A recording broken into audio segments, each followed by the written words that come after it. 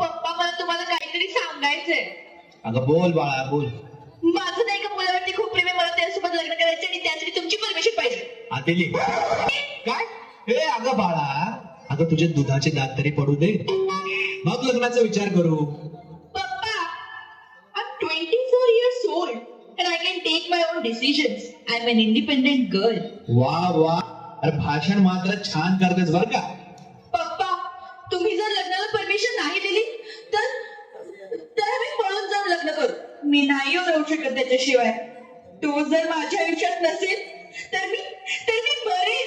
मग ठीक आहे. काय नको नको नको बाळा, असं बोलू नको. अगं त्याचं नाव काय, त्याचं गाव काय, धर्म काय, करतो काय, अगं राहतो कुठे ते तरी सांग.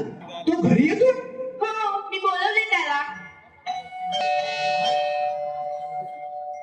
मला वाटतं तो आला. एवढं लवकर? अगं पण एवढ्या लवकर यायला तो काय डिलिव्हरी बॉय आहे का?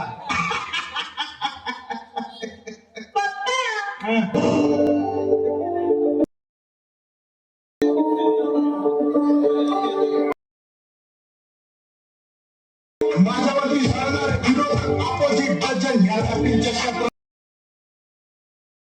आम्ही पळवतो भाषण माझ्या दान खाली ऑटोग्राफ मी देत. पप्पांसमोर असं नाही. हा, तू म्हणशील तस मी वागतो असं, कमरेतून वागू शकत नाही, नमस्कार करतो असं. अगं हा असं का बोलतोय? पप्पा तो रॅपर आहे. डॅड, आय एम MC वाईल्डी, भूमिगत कलाकार, कलम माझी चालते धारदार. क्या बोलती पब्लिक? ए डॅड, माझा तुम्हाला मानपान, जन्मदात्री, तुमच्या मुलीची घेतो मी खात्री. वायवे वायवे, तुमच्या मुलीने केले माझ्या मनावरती वार, हुंड्यात त्या मला एक दोन थार, रिप्रेझेंट अख्खा कर मारा, तुला मी का निळा होईपर्यंत मारेन. हा पप्पा, मी मरेन. MC बोलणार आहे पप्पांना. बोलतो बोलतो. 412 320, तुमची कन्या करते मला मिस, मी तिचा नवरा, ती माझी बायको.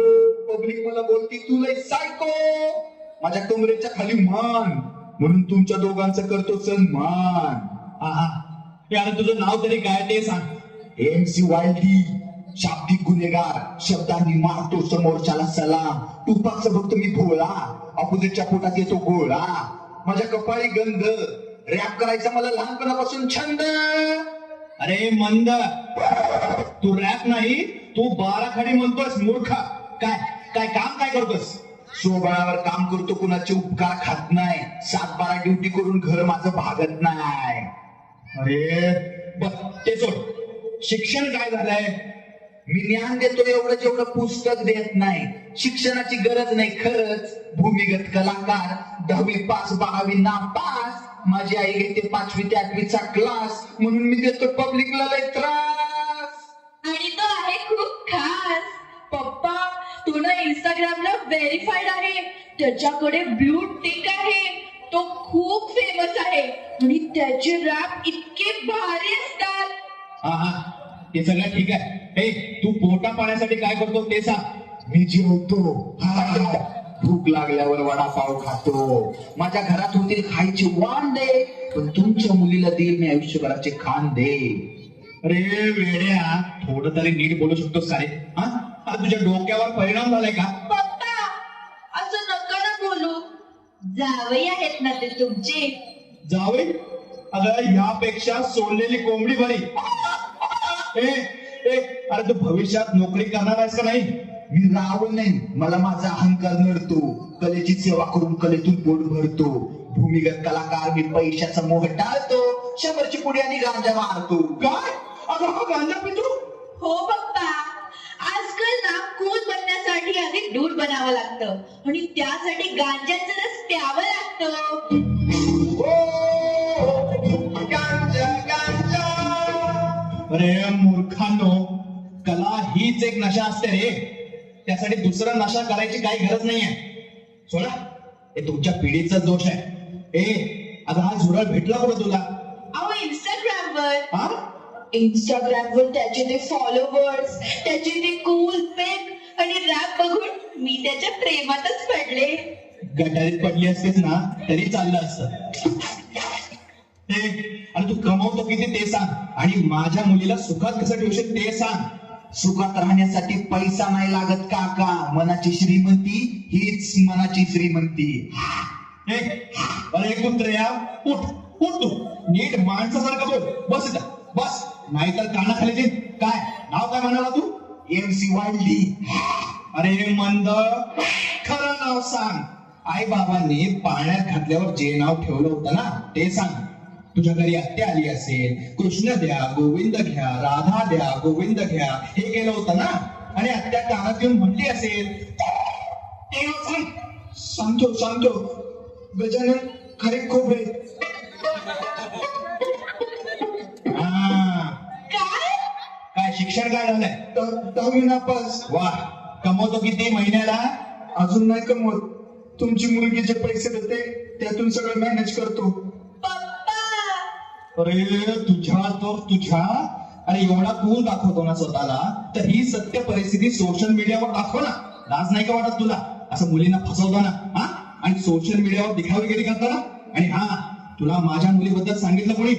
हिची एक मैत्रीण आहे, तिने सांगितलं की या सोशल मीडियावर फॉलोअर्स आणि कूल पिक असलेले पोरं आवडतात, म्हणून हा सगळा प्लॅन केला आणि हिला फसवलं. काय? पप्पा, त्यांनी मला फसवलं. बस, एक शब्दही बोलायचं नाही. चल चालता बोलतून घरात बाहेर निघ. आणि ऐक, आता तू माझा ऐक. तू बघू नको स्वप्न, ही होणार तुझ्या घरची सून. अजून थोडा वेळ थांबशील ना तर माझ्या हातून होईल तुझा खून. अरे मी का असं बोलतोय?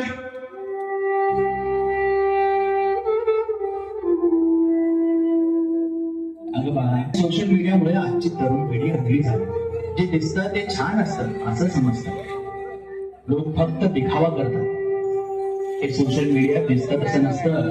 तू लहान आहेस, अजून तुला जगाची माहिती नाही.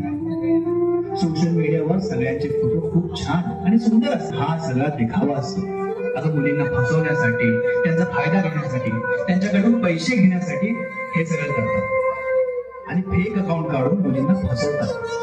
सोशल मेडियाचा वापर नीट करा बाळांनो. त्याच्यामुळे कित्येक जणांचं आयुष्य उद्ध्वस्त होताना दिसतं. कुणालाही सहज ब्लॅकमेल केलं जातं, कुणाकडूनही पैसे काढले जातात. समाजात या सोशल मीडियाचा खूप चुकीच्या पद्धतीने वापर होतोय. आता बाळा, प्रेम खूप सुंदर गोष्ट आहे. तुम्ही तुमच्या आई वडिलांशी मन मोकळेपणाने बोला, कारण आई वडिलांसारखे हितचिंतक जगात कोणीच नसतात. त्यांचा अनुभव आणि मार्गदर्शन तुम्हाला योग्य निर्णय घेण्यासाठी मदत करेल. बाळा, ह्या सोशल मीडियाच्या चमकधमकमुळे कोणाच्याही प्रेमात पडू नको. आधी सत्य जाणून घे, मगच प्रेम कर. आता बाळा रडू नको, मी तुला त्याच्या भाषेत सांगतो. हे बाळा, पूस तुझे अश्रू. बाळा, पूस तुझे अश्रू. ए डीजे, चल करा अपना शुरू.